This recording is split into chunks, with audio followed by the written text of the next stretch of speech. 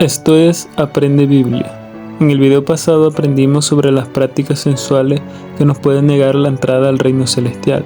Si no has visto el video, por acá te dejo el link para que vayas a verlo, ya que en el día de hoy vamos a ver la segunda parte de este estudio, que es en relación a los pecados religiosos. Seguimos en Gálatas capítulo 5, versículos 19 al 21. Manifiestas son las obras de la carne, que son idolatría, hechicerías, herejías y cosas semejantes a esta, acerca de las cuales os amonesto, como ya os lo he dicho antes, que los que practican tales cosas no heredarán el reino de Dios. En este pasaje se mencionan 3 pecados en relación a lo religioso. Debemos tener presente que aunque todos los pecados son en contra de Dios, estos en particular están directamente relacionados con Él. Todo se basa en la fe y es posible que estés practicando uno de estos. El primer pecado es la idolatría, que tiene que ver con la adoración a un ídolo. Un ídolo es aquella persona o cosa que ponemos en lugar de Dios. La idolatría va más allá de las imágenes, por eso no debemos limitarla a la adoración de esta. Para saber si estás siendo idólatra, debes hacerte algunas preguntas y la respuesta te mostrará quién es tu ídolo. Puedes preguntarte quién es la prioridad en tu vida, si es Dios o es otra cosa, como la familia, el trabajo, el dinero, el gimnasio, el deporte o tú mismo. Por ejemplo, si hay un servicio en la iglesia o si tienes que estudiar la Biblia y no lo haces porque tienes que hacer otra cosa, entonces tu prioridad no es Dios. Otra pregunta que te puedes hacer es ¿qué te hace feliz o qué te pone triste? ¿Qué es eso que si está en tu vida estás gozoso y si no está no puedes dormir tranquilo? Respondiendo a preguntas como estas podrás identificar si estás siendo idólatra o no. Deuteronomio capítulo 4, versículo 28 dice: Y serviréis allí a dioses hechos de manos de hombre, de madera y piedra, que no ven, ni oyen, ni comen, ni huelen. Y Filipenses capítulo 3, versículo 19 dice: El fin de los cuales será perdición, cuyo Dios es el vientre y cuya gloria es su vergüenza, que solo piensan en lo terrenal. Estos versículos enseñan que la idolatría puede tomar muchas formas, desde la adoración de ídolos físicos hasta la obsesión con el dinero, el poder o la fama. Por eso debemos examinar nuestras propias vidas y prioridades y preguntarnos si estamos poniendo algo más antes que Dios en nuestras vidas. También recordemos que la verdadera satisfacción y plenitud solo se encuentra al centrar nuestras vidas en una relación íntima con lo divino, en lugar de buscar la felicidad en cosas temporales y terrenales. La idolatría nos aleja de la verdadera fuente de vida y nos impide experimentar la plenitud que Dios desea para nosotros. Por lo tanto, es importante identificar y resistir cualquier forma de idolatría en nuestras vidas y buscar en su lugar una relación genuina y significativa con lo divino. Pero la idolatría no es algo nuevo.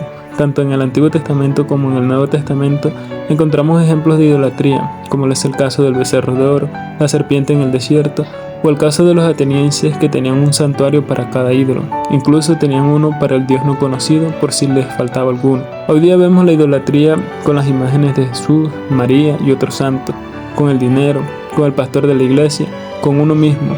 Y más adelante veremos la idolatría con la bestia y el falso profeta. El segundo pecado es la hechicería, que es el servicio y la adoración de poderes ocultos y espirituales separados del Dios verdadero. Hechicería se traduce de la palabra griega farmaquía, de la cual se deriva la palabra farmacia, y cuyo significado original aludía a medicinas en general, pero llegó a aplicarse solo a las drogas que alteraban la mente, así como a la práctica del ocultismo, la brujería y la magia.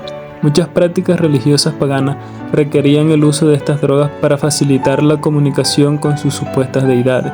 La hechicería es una práctica que busca manipular fuerzas sobrenaturales para alcanzar ciertos objetivos o controlar eventos. A menudo se asocia con la búsqueda de poder o la satisfacción de deseos personales, sin tener en cuenta las consecuencias espirituales que esto trae. Reflexionar sobre la hechicería nos lleva a considerar la importancia de la integridad moral y espiritual en nuestras acciones. Buscar soluciones rápidas o manipular situaciones mediante prácticas de hechicería puede llevarnos por un camino peligroso, alejándonos de la verdadera fuente de luz y verdad. En lugar de confiar en prácticas ocultas, es fundamental buscar la orientación y protección de lo divino, cultivando una relación auténtica con Dios y confiando en su voluntad para nuestras vidas. Además, la reflexión sobre la hechicería nos recuerda la importancia de discernir entre lo que es verdadero y lo que es falso, entre lo que es beneficioso y lo que es perjudicial para nuestro crecimiento espiritual. Optar por el camino de la fe y la confianza en Dios nos guiará hacia la verdadera luz y nos protegerá de caer en prácticas que pueden desviarnos de nuestro camino hacia la plenitud. Hoy día se usa mucho llevar a los bebés a que los rece un brujo o ir para que nos rece una herida o una enfermedad. Debemos tener presente que detrás de todo esto no está Dios, sino Satanás, porque muchas veces estos rezos tienen efecto y se cree que es Dios quien obra, pero nada está más lejos de la realidad. Simplemente son trucos que usa el enemigo para mantener cautivas a las personas en la brujería y que no busquen a Dios, sino que acudan a la hechicería. Algo similar sucede cuando un santo te hace un milagro. Se cree que es Dios quien obró, pero también es una forma que usan los demonios para mantener a las personas engañadas. Un santo no te puede hacer un milagro, porque como dice Salmos 115, versículos 5 al 8, tienen boca, mas no hablan, tienen ojos, mas no ven, orejas tienen, mas no oyen, tienen narices, mas no huelen, manos tienen, mas no palpan, tienen pies, mas no andan, no hablan con su garganta. Semejantes a ellos son los que los hacen y cualquiera que confíe en ellos. Recuerda que no porque algo funcione proviene de Dios, pero la hechicería tampoco es algo nuevo. En la Biblia encontramos ejemplos de personas utilizando encantamientos con distintos fines. Éxodo capítulo 7 versículo 11 dice: Entonces llamó también Faraón sabios y hechiceros, e hicieron también lo mismo los hechiceros de Egipto con sus encantamientos. Acá vemos que los hechiceros existían desde la antigüedad. En este caso están al servicio de Faraón, quien los llama para que haga lo mismo que hizo Moisés con el poder de Dios. Esto va de la mano con lo que dije antes. Los brujos y los santos hacen cosas con resultados similares al obrar de Dios. Por eso debemos tener cuidado y no juzgar las cosas por el resultado.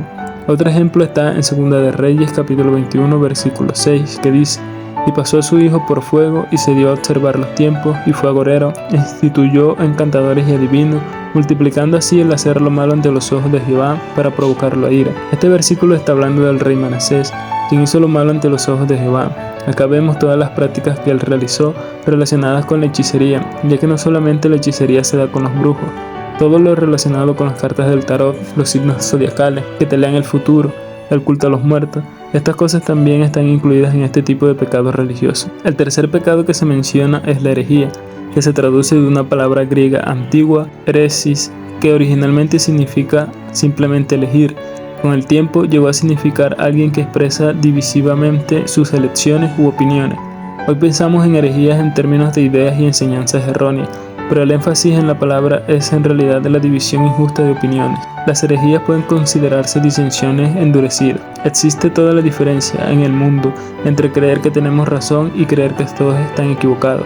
La convicción inquebrantable es una virtud cristiana, la intolerancia inquebrantable es un pecado. Es crucial recordar que las herejías pueden surgir cuando las personas se apartan de la verdad revelada o manipulan las enseñanzas para adaptarlas a sus propios intereses o creencias personales. Por lo tanto, debemos estar vigilantes y críticos frente a cualquier enseñanza o interpretación que contradiga los fundamentos de nuestra fe y a buscar la guía del Espíritu Santo para evitar caer en el error. A veces las herejías son desviaciones sutiles de la verdad para que no se logre identificar las falsas enseñanzas. El poco estudio de la palabra de Dios nos lleva a creernos todo lo que nos digan. Las herejías dan como resultados a las sectas, que son un grupo religioso o espiritual que se distingue por mantener creencias, prácticas o enseñanzas que difieren significativamente de las principales corrientes religiosas establecidas. Estas diferencias suelen incluir interpretaciones peculiares de las escrituras, líderes carismáticos o doctrinas únicas que pueden llevar a la separación y al aislamiento del grupo respecto a la sociedad en general. Las sectas tampoco es algo nuevo. En la Biblia encontramos algunos ejemplos de sectas. Hechos capítulo 5 versículo 17 dice: Entonces levantándose el sumo sacerdote y todos los que estaban con él, esto es, la secta de los saduceos, se llenaron de celo. Los saduceos eran un grupo religioso judío que existió durante el periodo del Segundo Templo en la historia de Israel. Eran parte de la élite sacerdotal y estaban estrechamente asociados con el Templo de Jerusalén y el sistema de sacrificio. Los saduceos eran conservadores en cuanto a la interpretación de la ley judía, pero no creían en la resurrección de los muertos ni en la existencia de ángeles o espíritus. Los saduceos tenían una influencia política significativa y ocupaban puestos importantes en el Sanedrín, el Consejo Judicial y religioso judío. Otra secta la encontramos en Hechos 15:5, que dice: Pero algunos de la secta de los fariseos que habían creído se levantaron diciendo: Es necesario circuncidarlos y mandarles que guarden la ley de Moisés. Los fariseos eran un grupo religioso que se identificaba por ser estricto en el cumplimiento de la ley. Eran populares entre el pueblo judío y tenían una influencia significativa en la sociedad de su tiempo. Eran respetados como maestros y líderes religiosos, y su enseñanza y práctica eran seguidas por muchos judíos devotos. Este grupo es mencionado muchas veces en el Nuevo Testamento, ya que eran opositores de Jesús, quien resalta la hipocresía de ellos por su énfasis excesivo en las reglas externas sin mostrar compasión y amor hacia los demás. Esta secta sí creía en la resurrección y en los ángeles. Su problema era que estaban enfocados en las apariencias que en la verdadera relación con Dios. Hoy día hay muchas iglesias con falsas enseñanzas que están conformadas por muchas personas que viven engañadas creyendo que están en la verdad, porque no son capaces de discernir lo bueno. Entre esas iglesias se consideran a las iglesias de la prosperidad, los testigos de Jehová, los adventistas, las asambleas de Dios y algunos grupos de los pentecostales, entre otras.